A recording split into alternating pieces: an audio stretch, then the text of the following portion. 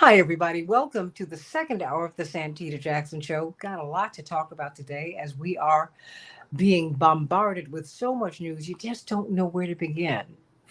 In 2024, we really thought this was going to be kind of a bland year. You started off the year with a predetermined Republican nominee and a predetermined Democratic nominee, but oh my goodness, that is not how this has worked out as we are in June now. Whew, there's a lot going on. I'm Santita Jackson. This is AM 950 Radio, the voice of progressive Minnesota. And it's a joy to be with you today. I want you to meet me over on the Santita Jackson and Friends Facebook page. And we are streaming there. And go to the Santita Jackson Show YouTube channel and get involved with the Morning Stars. They have a conversation all their own. And we cannot wait to hear from you. Please like and subscribe on the Santita Jackson Show YouTube channel, and then share the show. Everybody share the show with someone and tell people about the show. I've seen a lot of people on Twitter trying to describe the show. They're like, well, it's kind of like a TV show. It's kind of like a talk show. It's kind of like well, it's family. And that's what we are. And there is a seat at the table for you. And so get involved in this conversation. Of course, last week, former President Trump was found guilty of 34 felonies. 34 felonies. And for his portion, $70 million was raised by the Republican National Committee within 2 hours within 2 days of his conviction. They raised $76 million. I think it was in a season. So there's something going on. And many of his supporters are now vowing that they will get revenge and that they want, and they will use violence if they feel that it's necessary. But you kind of hear something similar, maybe not the same kind, maybe not the same calls for violence with the Democrats. I mean, we are at each other's throats. We've weaponized everything. Everybody gets impeached. When I was a child, when you got impeached, that was a big deal. Now it's something you just kind of toss off. Why?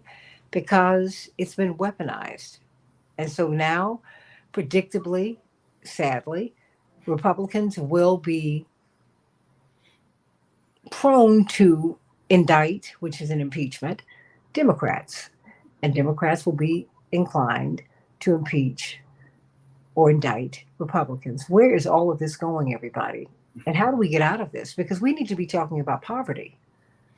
We need peace in the Middle East and in Yemen.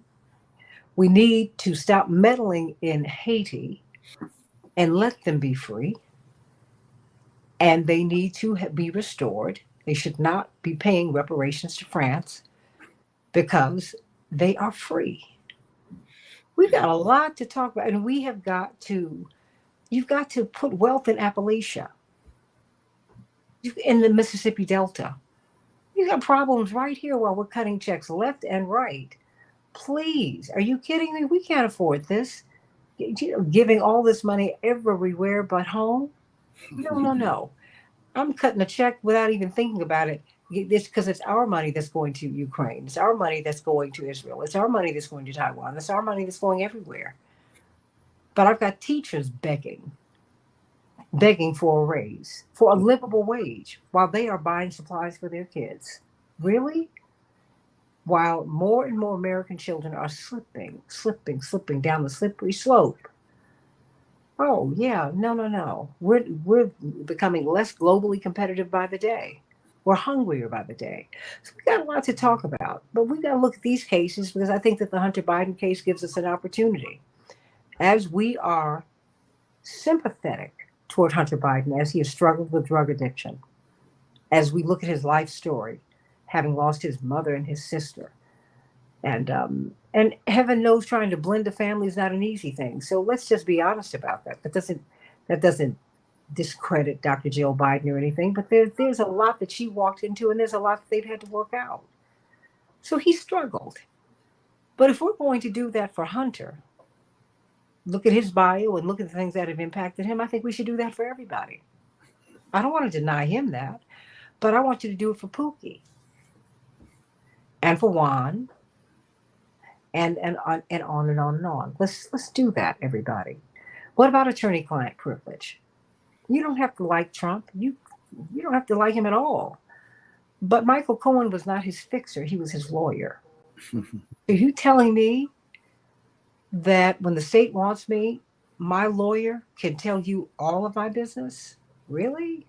I don't know. Something about that I just have a lot of questions, everybody. I think that we have to get beyond these personalities and get beyond our silos so that we can elevate principle in America. Not once again, but maybe, occasionally we have these moments when this is what we do.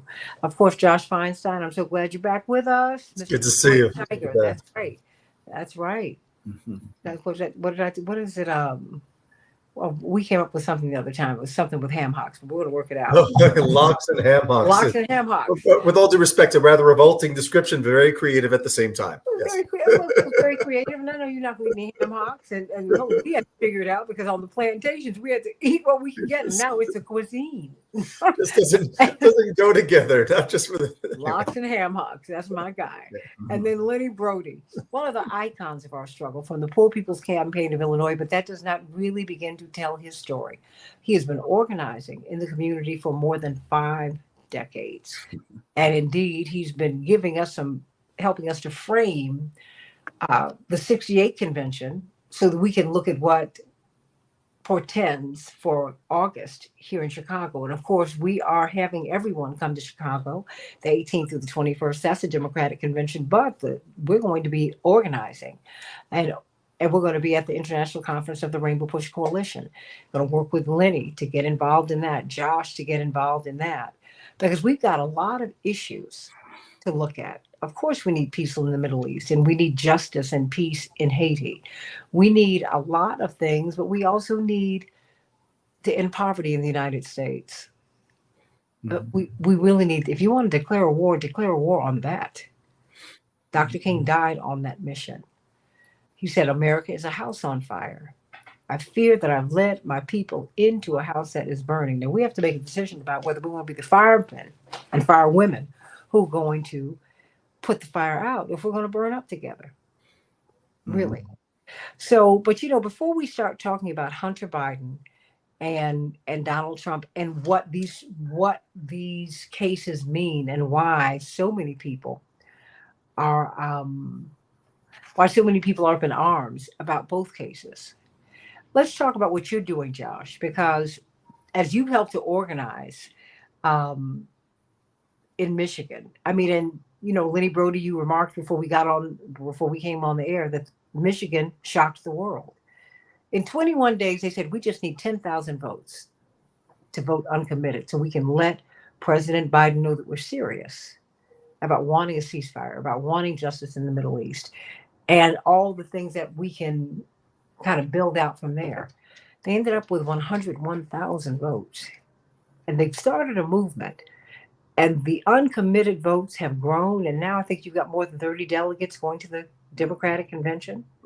Right? So, nationwide, we have quite a healthy swath. In Michigan, we have 2. But yes, when you add them up, we have quite an impressive number. I'm not sure of the exact one, but we have, I don't know if it's as many as 30, but we have a good sized number nationally of delegates going to the convention. That is correct. But, and I think that you've learned a lot as you've been organizing. And as you've been talking to people, we were going to have Gabe Drobny on, but he has an emergency. He was on with us yesterday. And this young man's so impressive. And in fact, he's part of If Not Now, but he also has taken that activism and he spread it out. And he's just organizing. He's knocked on more than 30,000 doors. It sounds familiar, Lenny Brody? Yeah, familiar to you. And he's seeing where people are. And a lot of people,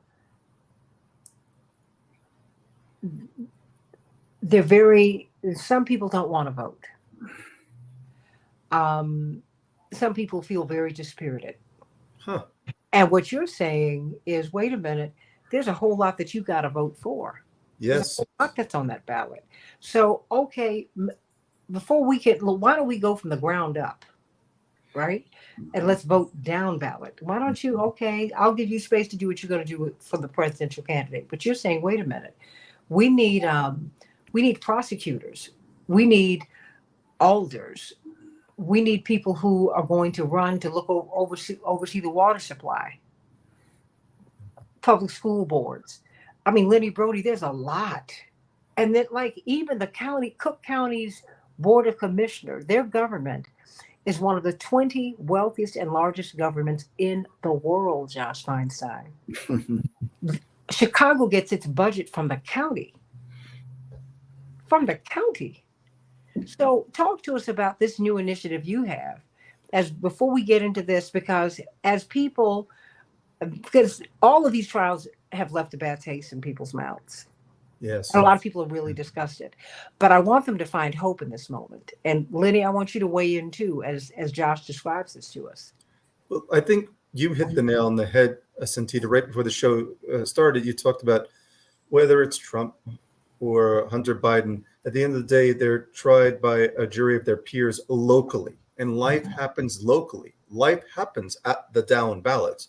Even in uncommitted, when the local media came to us and said, "What's next for uncommitted?" I was one of the ones that said, we are focusing, yes, the top of the ticket is important, but we are focusing on these races where there is the U.S. Congress representatives, the state representatives, the city councils. I mean, think about it right now. Just in the past 48 hours, working in District 33 with Rima Muhammad, who's running for state rep, and District 25, Leila Taha, who's running for state rep, or my good friend Mary Waters, who's actually running for U.S. Congress in my own district, in District 13, and then Ahmed Ghanem, who's actually going up against Haley Stevens in District 11. All these candidates have three things in common. They all believe very strongly in a ceasefire now. They all believe in Palestinian self-determination, and they all believe very strongly in changing U.S.'s policy and relationship with Israel. Now, before I get on my high horse about my own particular areas where I'm following down, I will say the key is we don't have to agree with everything, but there has to just be some basic tenets that we agree upon, and then we can come together and create a groundswell. And that groundswell will happen at the bottom, and it will build up. Lenny, what are your thoughts on that as I start to talk about that? Well, I think Chicago is a very interesting place because there's been a history of organizing at the bottom. And it's some of it started with Harold Washington in the 1980s, where he was elected the first black mayor of Chicago. And in order to get elected, he knew that we had to register a lot of new voters. And he put out the call to register 100,000 new voters. And if we did that, he would run. Wait. He dared us to, because he didn't want to run. Right. It's important, remember? He said, yeah, I dare you. Because Push has a building, all the different organizers from all around the city, we could go there because we had copier machines. And he said, and okay, then raise me $200,000. Ed Gardner said, okay, I got it. Yeah. And so then, as you know, what'd you say? Now you have no choice, Harold. Harold Washington had been a machine guy. And he had been kicked out of the machine. And yes, you know, Lenny Brody, he was staying on the sofa of Lou Palmer and George. Wow. And they helped to revive him. Brilliant journalists, great unsung heroes of the movement. Yeah. And he finally won a congressional seat, and he said, "Look, I'm gonna stay here. I'm gonna stay right here. Leave me alone." You remember that, Lenny, because you were one of the persons who pushed him over the edge, made him run. Yep. And what was interesting is because of that old Democratic Party, there was a new form of organization that developed in Chicago. It was called Independent Political Organizations, IPOs. And in the different wards, IPOs were organized in order to guarantee that Harold had support, because of the Democratic Party at that time, had their own interest at heart. And so that form of organization, these IPOs, have now in the past 10 years been revived in Chicago. And one of the first ones in my neighborhood is the United Neighbors of the 35th Ward. And in 2015, we elected Carlos Rosa as alderman against the entire Democratic Party apparatus. And since then, these IPOs have sprung up in different wards, and we're beginning to elect progressive electeds who are not only in office, but they're backed by organization. See, I think that's the most important thing. If you don't have organization behind your candidate, sooner or later that candidate's going to get wiped out. And could I interrupt you here? Sure. Because I think Lenny he is really downplaying his role, Josh. And that's why I want he should talk to your group. Mm-hmm. Because organizing is very tough work, but he's been doing the work. Knocking on doors, and not just knocking on doors, talking with people. That's what Lenny Brody has done. He does it better than anybody. And he's been working with people because in Chicago, Linda Bernard, welcome to the show. You have to run against the Democratic Party. Mm-hmm, mm-hmm. See, let's be very clear. In Chicago, so when Chicagoans, progressive Chicagoans, hear Democrats, we go, yeah. because they didn't want Harold. Mm-hmm. Jesse Jackson had to run for president as a favorite son someplace else, even though he did organizing in Chicago. So I don't want you to. Lenny Brody you've hit pay dirt with him. Because no. Look, you have to acknowledge when you're with history. Mm-hmm.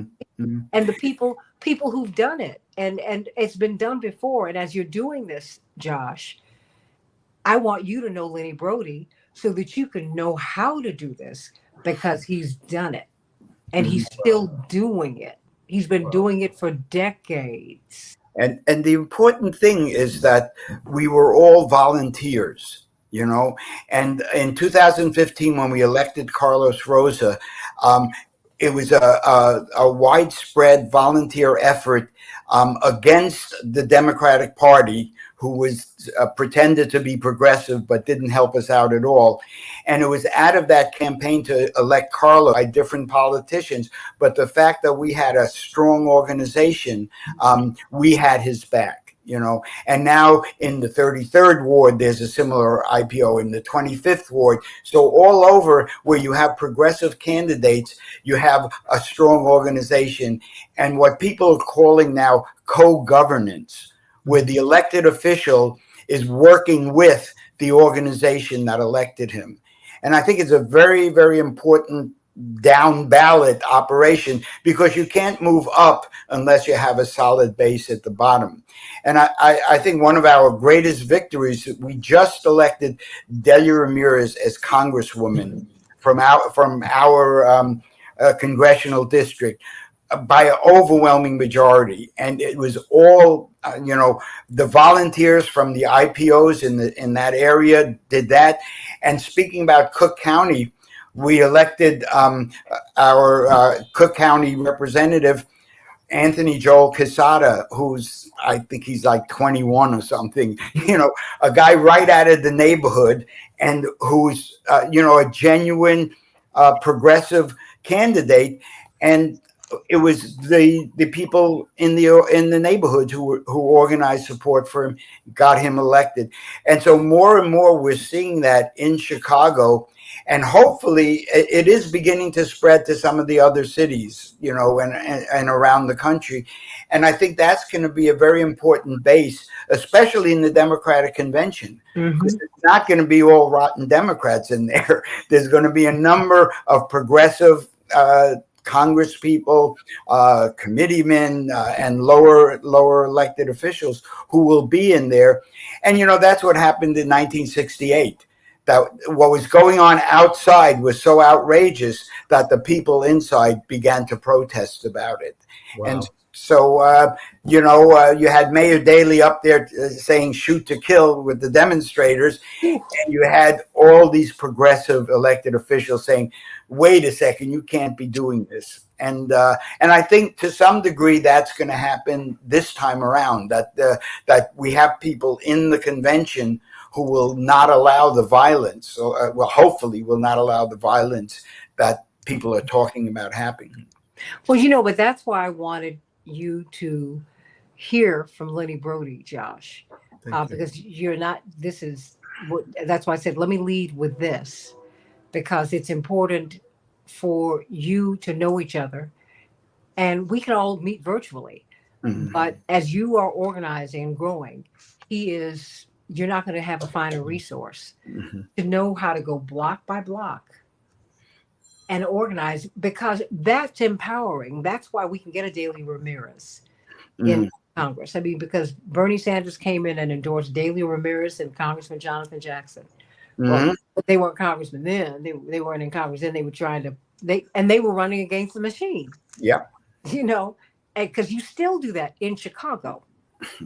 Wow. Okay, so he's key for you, and he's key for us nationally, because he can show us how to organize nationally, block by block. Mhm. Because what we're seeing in American politics will cease when you get other people in there. When we go in, when Max Frost goes in, when Mhm. Delia goes in. When someone from the people gets in, which is why I appreciate your drive to wait a minute, we're too focused up here. If you don't water the roots, look, don't give me cut flowers. They're fabulous. They look beautiful, but they're dead. Give me a plant, because it's got some roots. And if I tend to it, it's just going to grow and grow and grow and grow. So he is your gift from the Poor People's Campaign of Illinois. That's one of his campaigns, because he's been on every single one. Wow. Yeah.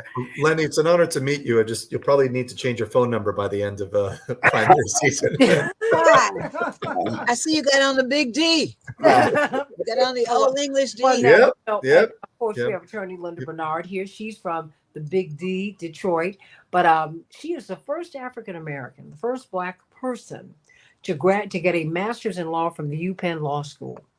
She worked for Mayor Coleman Young. She worked in Reverend Jackson's campaigns and helped to organize Rainbow Push in Detroit and really around the country. And she's won several cases before the Michigan State Supreme Court. She is absolutely brilliant, and I wanted to bring her here, not only because of her legal brilliance, but she's also an organizer. So she understands, what we're talking about globally. So when we're talking about, because you talk to people, Lenny Brody, because you're talking to people, Josh Feinstein, you talk to people, Linda, you're hearing what people are talking about. That's why I listen to Washington Journal in the morning, because they turn on those phone lines for an hour, and I just want to hear where Americans are. And Americans are angry. They're disappointed. They're not just mad. I mean, they're disappointed. They're not. Our elders are are scraping by to survive. They're having to go work in fast food restaurants. We've got homeless people. We have people who work in Silicon Valley who are living in their cars. Mhm. You can't live in San Francisco, and not because of crime. You can't afford it. Yeah. Mhm. I mean, it's just you just keep on going. I mean, America's unaffordable for Americans. How can that be? Why is the University of Chicago $100,000 a year for an undergrad? Columbia, are you for real? And then because I'm protesting, because I'm demonstrating peacefully for peace in the Middle East, you decide to pull 4 students and not give them their diplomas? Mhm. And here, Wayne State, we started an encampment, and when they broke it down, they brutally arrested 14 students. And again, when you it's interesting. You mentioned about Republican violence and Democrat violence. The Democrat violence has been on the peaceful protesters. I mean, in terms of from the top down, it's Well, they don't want to talk about Jerry Seinfeld's wife and Bill Ackman, because when they were talking about the counter protesters, I said this is synonym. You've got some violent extremists who are Zionists who are breaking up these encampments. correct. You need to call them out and stop it. Correct. Not Jewish people, Zionists, because you Correct. can be, yes, is it a Jewish movement? For sure. But you got Zionists in every space. It needs to stop. We my father says an eye for an eye, a tooth for a tooth will leave you toothless and blind. Yes. Yes. Retribution ends up killing everybody, which is why when I'm hearing people, because they feel that President Trump was treated unfairly, when they're calling for violence, I said, wait a minute, here we are. It's coming. It's already here. And it's not a Democratic thing. It's not a Republican thing. It's just it's a thing in America right now because we can't tolerate listening to each other. If I have a criticism of a Democrat, I've got to tell you, no, I'm not voting for Trump, and I prove that to you. I'm like, why can't I just critique? Y'all are not putting enough money into anti-poverty programs. But let me pivot to you, Attorney Bernard, because I'd like for you just to briefly go over these cases for us. What is the Hunter Biden case about? What was this particular Trump case about? If you can give it to us in a few minutes and just help us to see what we're looking at and why people are so wound up about these cases. Everyone has been passionate about these cases for some time, but I want to just piggyback just for 1 second on what you said about people just resorting to violence. And Joshua was saying, how violence is being inflicted on people who aren't doing anything that's violent. And the press conference I just left with the chief of police here, Chief White, in Detroit. I just was where I was downstairs, Mm-hmm. the chief and the deputy chiefs. And we did, because there was a block party this week, Santita, and there were 95 shell casings afterwards. 5 people were shot. This is just an ordinary, a brother killed his other brother about a recording artist because he said the artist was his. The other brother said, no, the artist is mine. And he shot his brother. He killed his brother? Killed his actual brother. So this issue about violence is throughout America and right now, and particularly in urban America. Mm-hmm. The 5 people were shot at the block club party. I mean, in critical condition. The officer shot one. But anyway, back to the point about what you're saying about these cases. I don't know, for example, why Hunter Biden would want a gun. He's the son of the president. As son of the vice president, he has enough money to have private security. I think all of us agree with that. He could have a big fella with him if he felt like he needed some kind of security. But to carry a gun and just disregard the laws regarding guns and be a substance abuser is ridiculous. I thought he was smarter than that. So this is the crime that he made for himself. This is the bid that he made. Well, do you think that that's the addiction itself has made him a little reckless? I think I'm not, praise the Lord. I tell everybody that my drug of choice is champagne. So I don't have that. I never rabbit that I can't do without it. I should have warned you, Lenny. This is Linda. I don't know, to be honest with you. But no, that probably has something to do with it. But it also is very empowering. I can do anything. Like when I have a gun, I'm the big man in town. I'm the man. So, what happened to the plea deal? I'm sorry. He had a plea deal that was on the table. And yes, he did. Well, it was an improper plea deal, and then it got revoked. Obviously, when they hired a new prosecutor in the Justice Department to look at this case. So it's going to be interesting to see what happens in California with him, because California, I would imagine, is going to be the very opposite of New York with Donald Trump. They're going to say, yay, we're not going to do anything to Biden's son. And in New York, with Trump, they're hanging him high. It's just 2 different mentalities on the opposite sides of our country. So is the system that politicized? Because, the interesting thing about California is that as progressive as they can also be very right wing. Remember, we got Pete Wilson and Ronald Reagan out of California. Yeah, I know, but I think now in this environment, with the polarization that exists between the Democrats, and you guys know better than me, I don't really know, the polarization that exists between the Democrats and the Republicans, they're going to save that Democrat. They're going to try to do everything they can, of course, to hang Trump, which is very unfortunate, because I'm not sure that our country actually can survive another 4 years. and I mean that. What do you mean? I think the whole world is like a tempest in a teapot. And at least I always say this about Trump, whether you like him or don't like him. For 4 years, everybody stayed in their lane. Nobody got out there and jumped out there. Not my man in North Korea, not Putin, not anybody.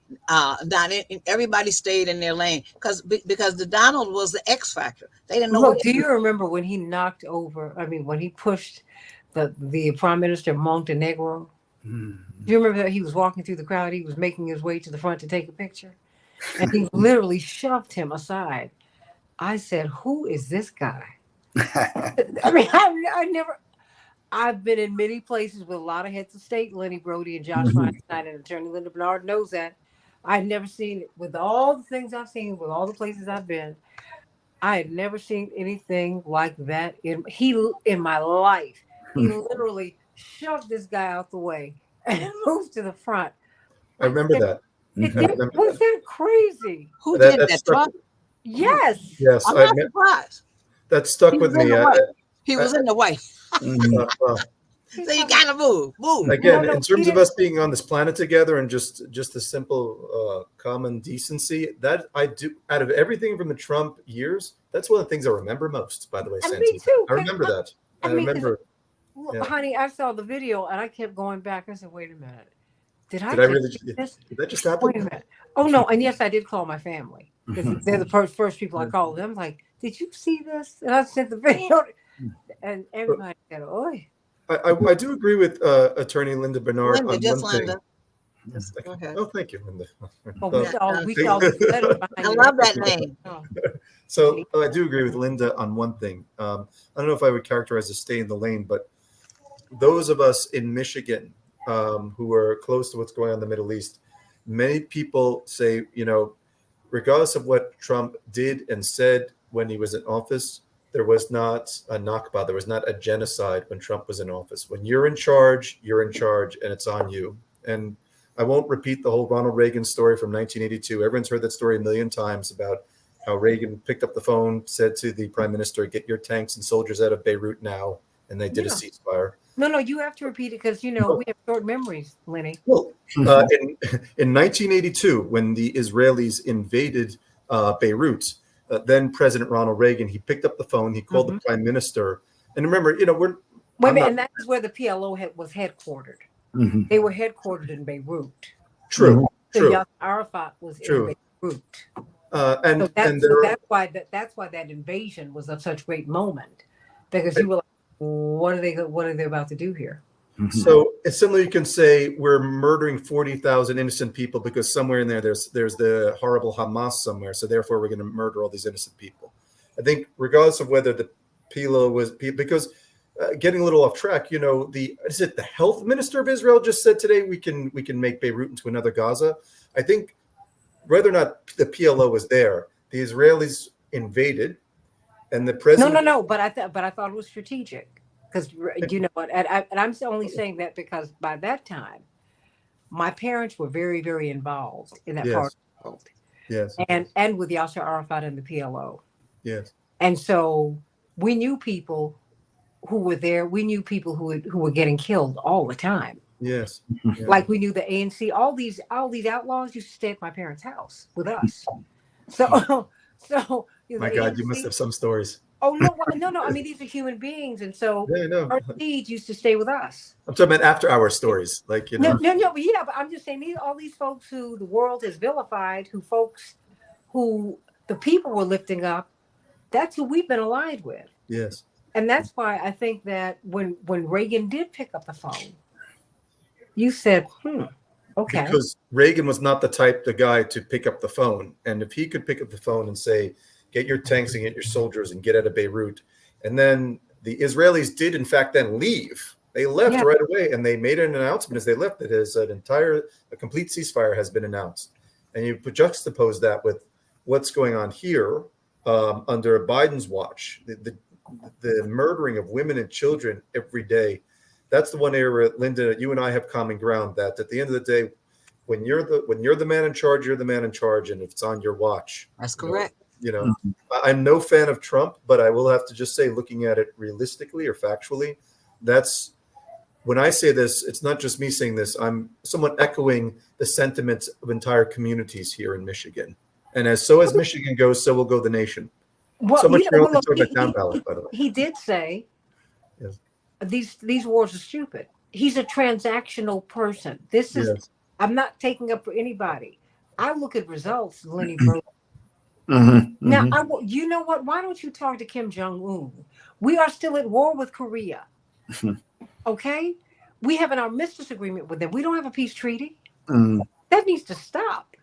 And he understands that they are sitting on trillions of dollars worth of raw materials in North Korea. His thing is we're never going to get a piece of that. Now, you might not like his logic, but that's where he is. If we are at war with him, that's got to stop. Not to mention the fact that he is an ally. He's allied with the Palestinians. Yes. This is a man who does business, who has done business all over the world. So he has another view. I might not agree with how he got there, but his thing is, y'all, all this fight. Do you know all this money we're missing? But yes, I said that. The other thing that we're missing in that part of the world is that the Philippines used to be our ally. Of course, we had bases there. Then they kicked us out. And then, and the Seychelles, Seychelles,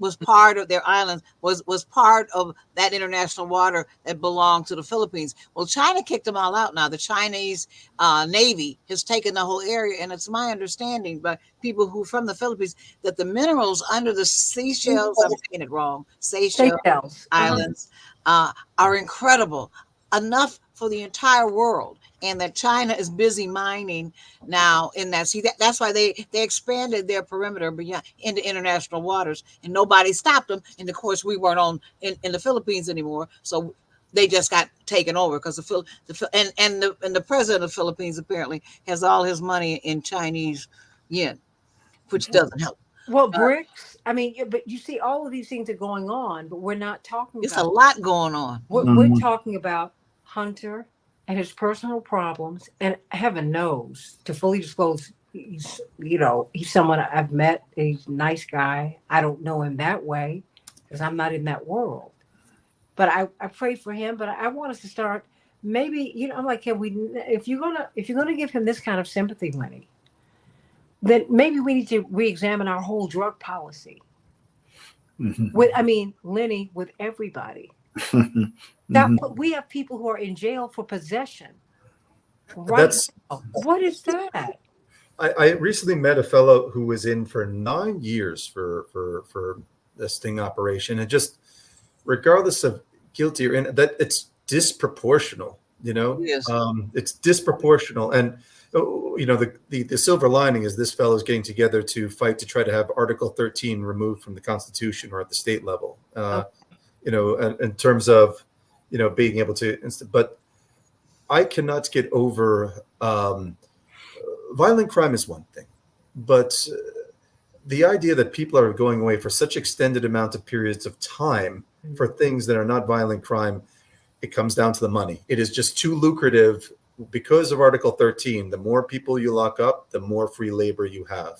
Yeah. And I don't think that's cynicism. I think that's just that's a Department of Justice program where Victoria's Secret at one time was being made in the prisons. Yeah. And so let's just stop. And I repeat, people are starving in America right now. More people are starving every day, Lenny. We're not having, while we're caught up in this soap opera, and that's what it's turned into. We're looking at this soap opera in New York. I mean, I'm sorry. Trump trying to conceal from his wife that he didn't have an affair. He had a dalliance with a porn star. That for me is, he didn't. And if he got that becomes an election violation. Everybody who's running for office, if you have something that you do, you want to hide everything that could be embarrassing before election day. Now just stop, everybody. Because Lenny, we've known enough elected officials who had very different personal lives from their public personae. Yeah. I also think that we have to begin looking at the poverty in the United States as policy violence. I Why? mean, this is it is killing people. There are 800 people a day die from poverty in the United States. It's the fourth leading cause of death, poverty. Okay, wait a minute. Give us those statistics again. Slow it down, because I Well, want people to walk away from the show. all right, all right. The Poor People's Campaign commissioned some academics in California to do a study of poverty, and they found that poverty was the fourth leading cause of death in the United States, and this is conscious policy. I mean, the U.S. government has a policy of not allowing people to eat and to live in decent housing. And that's policy violence. That's what's killing people. And I think the key thing in looking at, we're in a very serious situation. There's a political crisis in the United States. There's a deepening economic crisis. And we have to talk about a long-term strategy to change the country. And I think it's important. The Poor People's Campaign now has state organizations in more than 30 states. And it's still, small, it's not gigantic, but we're talking about organizing at the grassroots, organizing people to vote. And you have to start at the bottom, because all these rotten things that are happening, you can't change by just exposing them. You have to have some kind of power. And I think our vision is to organize people to vote their values. And to register to vote and vote your values. We're not saying vote for Biden or vote for Trump, but register to vote, and we organize them, not just for this election, but for the future. And I think the vision of the Poor People's Campaign about going to the people who are most impacted by the economic crisis, going to the religious leaders of our country, and going to people who advocate for the most impacted. These three groupings in this country can turn the country around. And we're trying to organize at the grassroots, state by state, to organize people, get them involved, and then transform all this rotten thing, the mass incarceration, the killings, the police violence, all of these things have to be dealt with in a strategic way, because or else we're just responding every time something happens. We respond, and we don't, we might minimize things a little, but we have to transform this country. We're in a crisis like never be. Well, people are comparing it now to the Civil War, and we're in a That very. movie is out right now, and I heard it's very good, actually. Yeah. It's scary that's not about the actual Civil War in the United States, but it's about conditions today. It's a war today, right? It's Yeah. a war. The movie. But let me ask you this, Lenny, because I think you're hitting on some things that I don't want us to miss. We only have about Can 10 you minutes. speak up a little bit, Santita, if you don't mind? We have Thank you. no, we have about 8 minutes left here. I'm finding that a lot of political organizers are saying, "Look, I'm not going to talk to you about the top of the ticket. That's too polarizing." And a lot of people, consequently, are saying, "I don't want to be bothered." I'm surprised at the number of people who are so angry. They're not apathetic; they're angry. They're like, "I'm not going to vote." Huh. You're saying, "No, no, no, no, no, no, no. I'm not talking to you about that. I'm talking to you about the dog catcher. I'm talking to you about the people who regulate garbage collection. I'm talking about the people who clean your streets. I'm talking about your school board. I'm talking about, I mean, because most people don't even realize how important county government is. How you are the elected president from a state legislature. But they're the ones who give you the electors for the electoral college. I mean, please, the electoral college meets in the capital of every state, not in the big city. I mean, this is big. This is a big deal, Lenny. And I'm gonna go around because I want to get closing thoughts from everybody. Because Lenny, you're hitting on something, and Lenny, I'm gonna let you close it out. No, because I want you to give us a word about where we go from here. Because I don't want us to get stuck, Josh. I don't want us to get stuck, and I don't want anyone to feel. I don't want anyone to be despairing of this moment. Yes. Josh? So I think the answer, Lenny hit it really on the head in terms of organizing. But the thing I would add, and that Lenny said, which is very important, is that we can't be reactive. It is good to protest, but we have to remember when we're protesting, that in some ways is reactive. It makes us feel good, but we have to protest, but then also plan and execute on these down ballots. There's an amazing group here called APIA Vote Michigan, Asian and Pacific Islander Americans. And they just get out, get people aware and get them involved to vote. They construct candidate forums all the time so people come to get educated on the issues, getting people involved. For my own part, we've started Jews and Allies in Michigan. And the idea is civic engagement. Let people become aware that we do have a choice, that the top of the ticket isn't the end and the beginning of everything. That, as you've said, Santita, life happens locally. So we're looking forward to having people join us on that journey here in Michigan over the next several months, whether it's through Uncommitted or Jews and Allies Michigan or other incredible groups. But we'll just keep working. Everybody's working together. I mean, yes. Thing. Yes. I mean, and Linda, you know this as well as anyone, and I want you to connect with Linda. And I want to, Josh. Yes. She too is a tremendous resource. And when you all get arrested, she can help to get you out of jail. So, are we referring to my home life or in the streets? Well, I don't know. Streets. She'll help you. She can help you. But I think it's going to be on the streets because she argues before the Supreme Court. I don't want your home life at the Supreme Court. Thank you. I don't know what they will do in these times. I am coming to you live from the attic, by the way. Okay, yeah.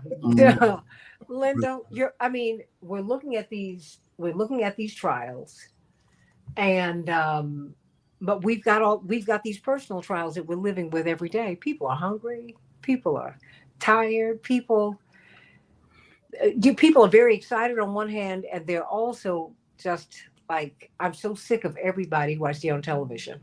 They're sick of everybody, Linda. Me too, because they're dishonest.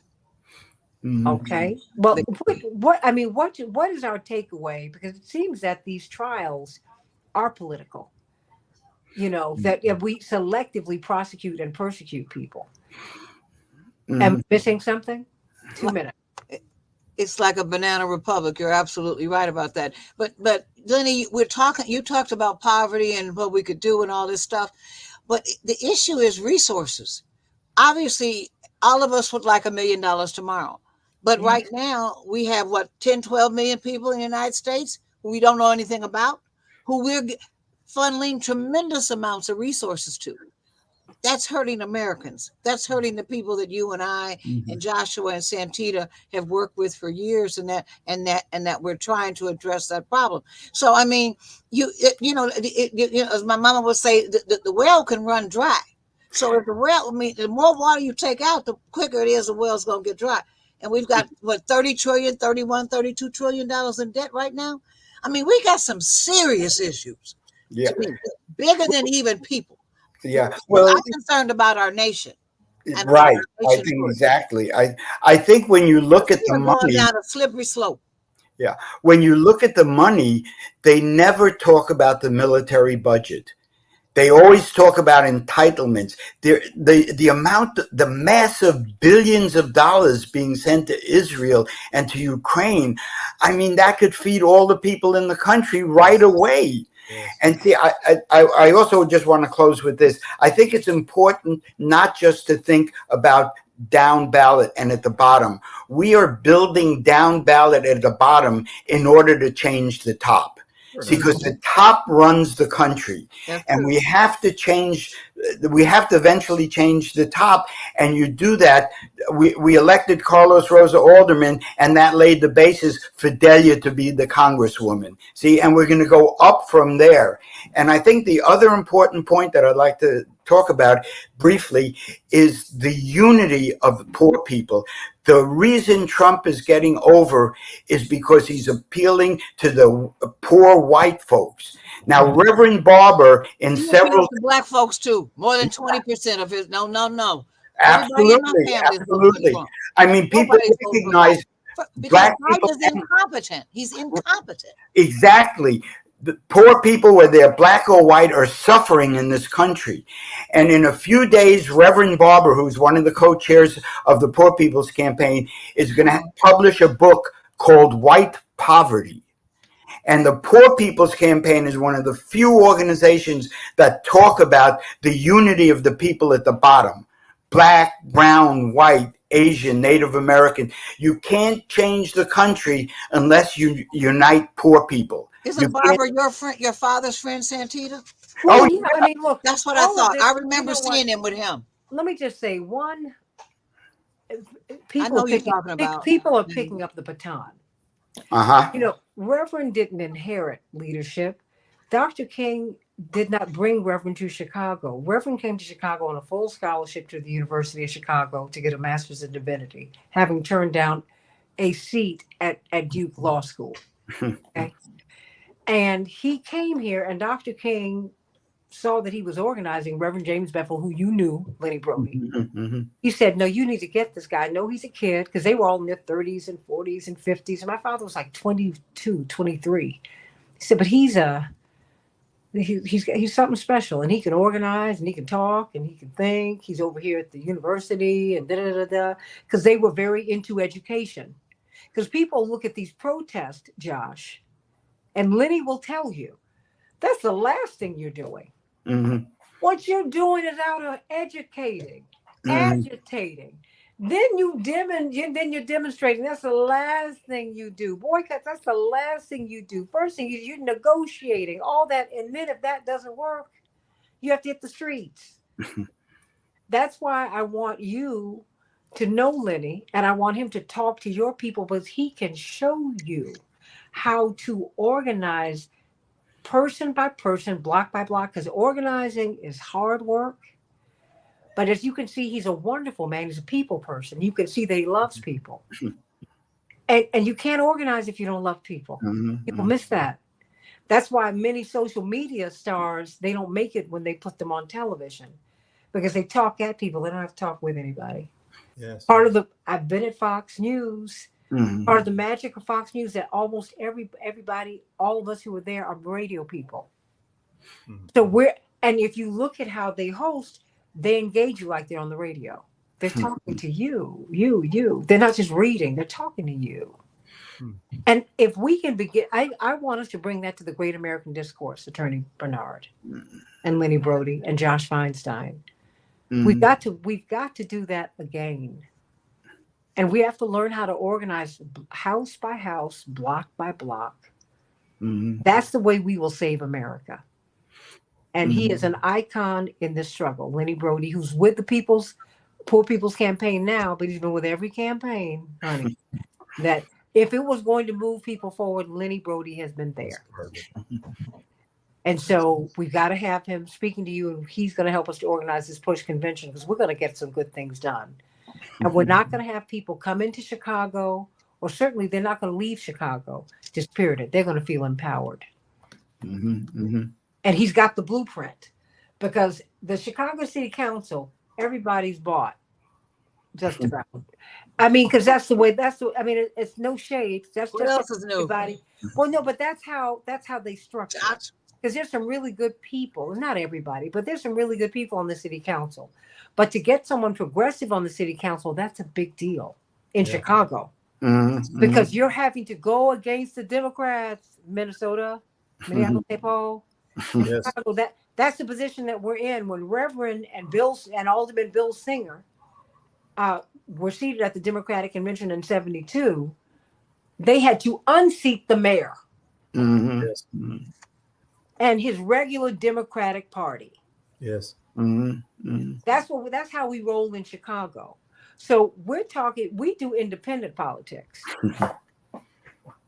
And it's block by block. I mean, house by house, block by block. No one does it better than Lenny Brody of the Poor People's Campaign of Illinois. And all my friends. And all Those steps are a lot in Chicago. I don't know how you do those steps. When I'm doing Detroit, I'm like, oh. I'm giving you your flowers. You deserve them. I want people to know that. And Josh, I'm giving you yours. And Linda, I want to thank you for your service. You've been with us all my life. And I thank God for you. And look in the if you would look in the comments, Lenny, Josh has his number for you. So I put my number. Also, after the show, I'll send you my new organization's email address and my contact number. I'll send it to all of you. Linda, I have a new email and such. So I'll send all my contact after the show. Well, stay right there because we're going to have a little chat as soon as we get off there. But I love you, everybody. Santita Jackson Show, AM 950 Radio. I cannot wait to be with you tomorrow. It's always a joy to be with you.